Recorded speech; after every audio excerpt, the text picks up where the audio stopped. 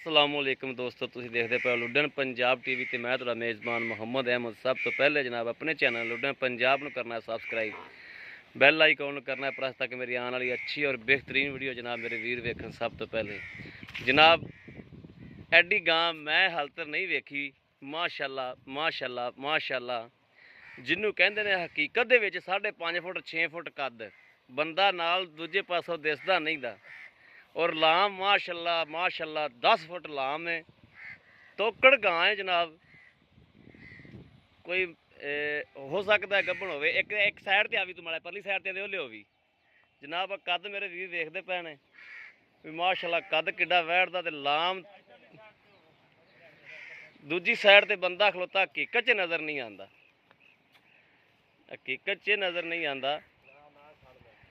Jersey Friesian है वेखो, परले पास बंदा वा तो नज़र नहीं आया। माशाल्लाह माशाल्लाह एडा मैं हाल तक एडा कद काठ दी लाम वाली वैड़ नहीं देखी। माशाल्लाह कोई लाम है वैड़ कोले, कोई कद है माशाल्लाह। और इंदा जनाब जड़ा ना जी 25 तो 30 लीटर दुध इन्हें पहले वारी देता है। ऐतकी ने दूजा सूना है। गब्बन दी मालक शोल्टी नहीं देंदे, कहते ने फार्म च फिरदी हो गई होवे ते वखरी गल है। फार्म चो इन्हें 3-4 कट्ठियां लईयां सी, दूजियां विक गईयां ने। यह खड़ी है कोई 3 सिर दुध 4 सिर इन्हें कोले हैगा, 3 सिर 2 सिर। वैसे जनाब माशाल्लाह वैसे बंदे वेख के डरदे ने तो कि वैड़ दा बहुत बित है माशाल्लाह। और जिदन किसी वीर को तैयार हुई तो पता लगेगा कि वाकई ही गां लई है। और थान बड़ा सोहना माशाल्लाह लग्या, मुठ मुठ दा थान है। यह जनाब मेरे वीरां ने तसल्ली करनी। परले पासे बंदा खलोता, हालांकि अगले पासे खलोता है तो नज़र नहीं आता पिया। तो यह जनाब थणा की भी तसल्ली करनी है। थान भी पूरा मुठ मुठ दा जनाब। मेरे वीरां ने वेखनी हर चीज़। ये तो जिवें हाथी थलो बंदा लंघ गया, उठ तो थलो लंघ गया इस तरीके। अच्छा पसंदी भी इवें ही है, हथ मार थले बह जाओ चोलो।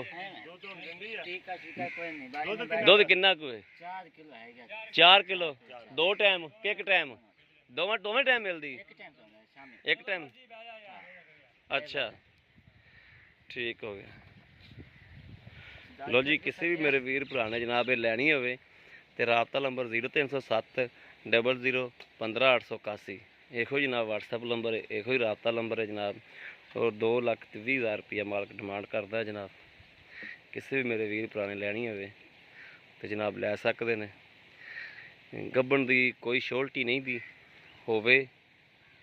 है जनाब फार्म तो जोड़े पैड़े लगे होंगे कन्ना च सराख वेखते पे मेरे वीर, नंबर कढ़ ते उन्होंने दिती। आ वेखो ना नंबर लग्या सी। और जर्सी फ्रीजियन च क्रॉस है इनका। हर चीज़ वेखनी मेरे वीर ने। कम से कम 6 फुट कद इनका पक्का ठक्का होगा। 6 फुट कद पक्का ठक्का होगा, पक्का होगा। वेखना बड़ा मझ निक्की जी लगी जाती कोल इनदे। ये परले पासे ना आवे ना गां परले पासे,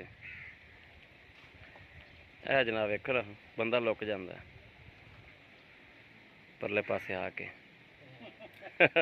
हथ कड़ी होता माशाल्लाह। तो इस तरीके लाम है जी माशाल्लाह।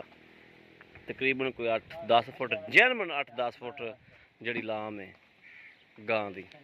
किसी मेरे वीर भरा ने लैनी है राबता कर सकता। सील साओ मेरे वीर वेखते पे ने, सील साओ किन्नी। एक सूआ सूई है, दूसरा सूआ जनाब इन्हें सूना है। हो सकता गब्बन होवे या ना होवे। फिलहाल फंडर करके मालक देंगे 4 किलो दुध दे।